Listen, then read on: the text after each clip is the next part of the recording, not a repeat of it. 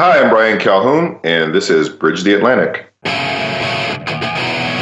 how's everyone doing? For Bridge the Atlantic, I am singer-songwriter Marcio from Canada. And I'm music web designer Ross Barber-Smith from Scotland. And you're watching Encore, our show featuring advice for musicians from the industry's finest. If you're new here, subscribe. Today we are joined by Bryan Calhoun from Atlanta, founder of the Music Business Toolbox. So, Bryan, as someone who's spoken and taught at numerous music industry conferences, can you share some tips with us on how artists and industry professionals can make the most out of the conference experience, and maybe what they should be doing before, during, and after a conference?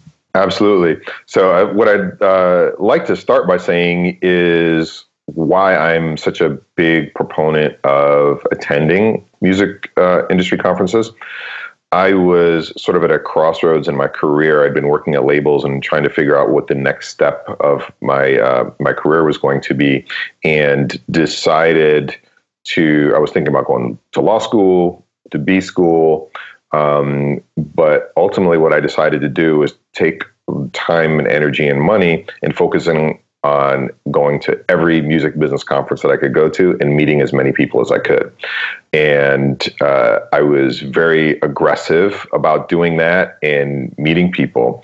I think ultimately it served me very well. Part of the reason why I chose to do that was because the curriculums that I was seeing, especially in B schools, were not as current as what was actually happening in the real world. Things were just happening too fast for any curriculum to be updated.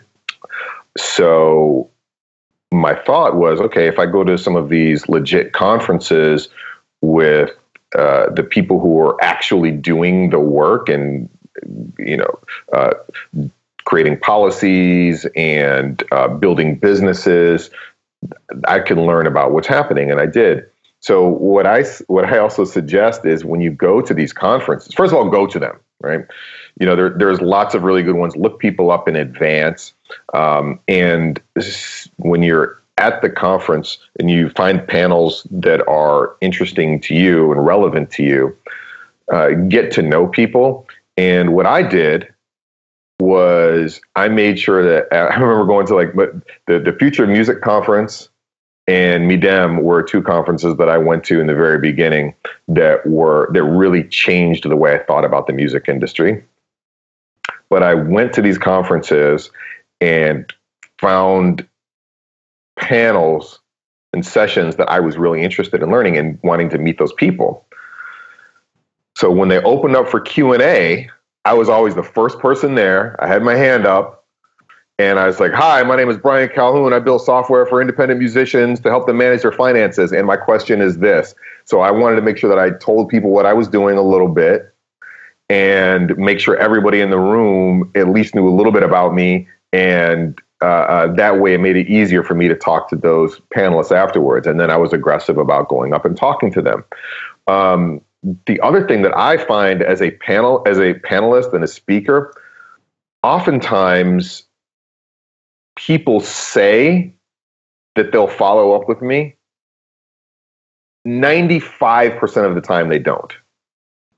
They say, oh, wow, this is great. Thank you so much for your advice. I'm going to follow up with you. I never hear from that. I'm super easy to find online. I'm Bryan Calhoun at everything. Get me on LinkedIn, mention me on Twitter, Instagram, whatever. I am super easy to find. And still people don't do it. So when you actually do it, you will find that people will respond, because most of the time they don't. So go take notes, learn as much as you can, be aggressive. You will learn more about by being at those conferences than I think you can from a lot of formal education. And I'm not dissing formal education either. I think it's both that and experience are some of the best things that you can have. But do some research on the people in advance. And everybody has access to Google and LinkedIn. Go on, figure out what people are doing, what's interesting to them, what they're working on, and why it's relevant to you. And don't just go with your hand out. But if you go and offer people something, even a t-shirt or a hat or something like that, generally people just come and ask me for stuff. They're like, can you give me advice? Can you tell me what to do? Can you connect me with so-and-so? Whatever it is. But if somebody is like, hey, here's a shirt, and would you mind if I, talk to you at some point? Sure. Can I take you out for a cup? Can I take you out for a cup of coffee? And most of the executives that I know are totally open to having that conversation with musicians. But be respectful of people's time. And I think you will find that you'll get a lot more than you think you can get. There seems to be this perception out here, that, you can't break into the industry, and it's not what you know, it's who you know, and then you can't meet anybody. People are super easy to meet. They're really not that hard. You just have to be nice and not bug them. We hope you enjoyed this Encore episode. For more from Bridge the Atlantic, you can find us on Twitter, Facebook, and Instagram. And if you want to pick up one of our shirts, visit our website and use the coupon code BTAROCKS to receive 20% off your order. This episode was brought to you by Social Surge, your source for social media marketing and online music promotion. Check them out because they do outrun us.